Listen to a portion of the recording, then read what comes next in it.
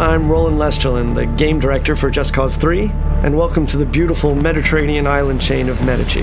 As Rico Rodriguez, you'll explore all 400 square miles of this vast open world. But right now, let's just jump straight into free fall towards the town of Alba. At Avalanche Studios, we love building huge sandbox worlds, and everything you see here on the screen you can travel to. The hills, the mountains, the beaches, you name it, what you see, you can go straight to it. The story behind Medici is that it's being held under the brutal control of the dictator General Di Ravello. And as you can see, his domineering presence can be felt throughout all the towns and the villages. Inspiring a revolution to free the people is no simple task for any ordinary citizen. But Rico is no ordinary person.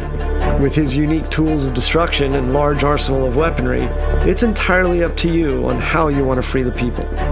It can all start with toppling one of the classic symbols of General Di Ravello's rule.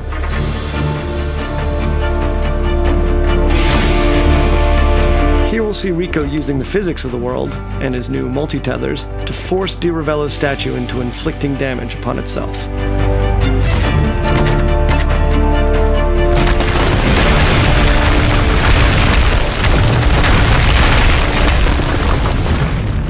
Alright, so with the statue destroyed and Di Ravello's tyrannous grip on the town of Alba no longer quite so tight, let's have a look at Rico's new upgraded grapple. As with JC2, traversal is very much at the heart of the experience. Medici is packed with activities, challenges, and opportunities for creative destruction. Now here we can see one of Di Ravello's propaganda spouting speakers, so let's make quick work of it and tear it down.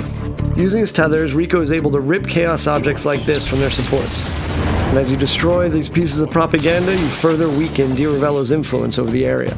Gas stations were so much fun in JC2, we decided that we wanted to take them out of the core chaos progression system and just allow players to destroy them as many times as they want. And our physics play to our favor as a chain reaction kicks off and the whole place goes up.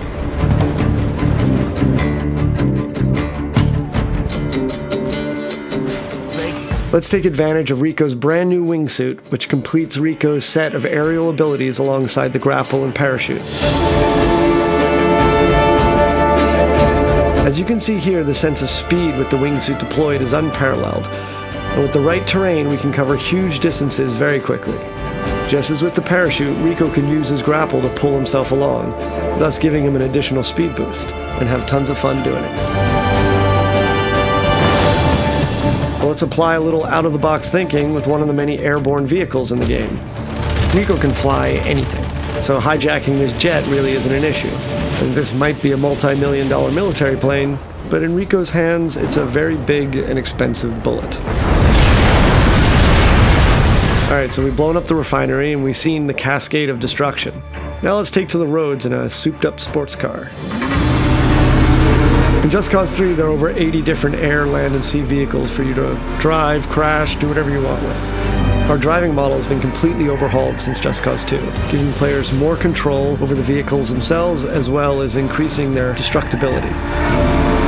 And of course, there are numerous race challenges for you to play that'll allow you to unlock vehicle-based mods to improve your rides. We're not a racing game, so going off-road in our world can be lots of fun. Our state-of-the-art destruction extends even to vegetation, so if you're under heat trying to get away from people, you can plow through fields of sunflowers and lavender fields, even through bushes and trees. So we'll stop here. Thought I'd give you an opportunity to blow up something truly massive. I guess we're going man versus bridge with our super powerful Hydra missiles and see what kind of damage we can cause. Shooting out the supports will result in the bridge destroying in tons of different ways. And this means you can come up with your own great action moments. And that's the core of the sandbox experience.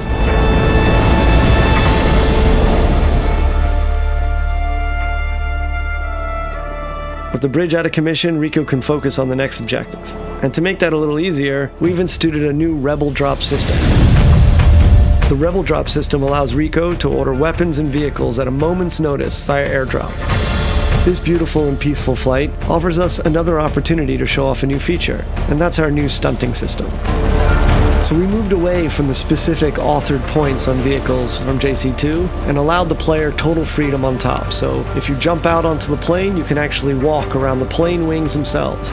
And of course, the plane itself can be used as a means of destruction. Maybe we should get off the plane first.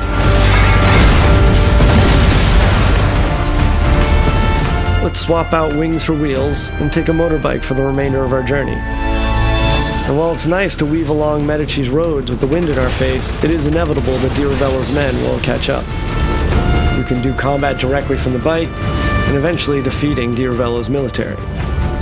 And here we are at another of the general's huge military facilities.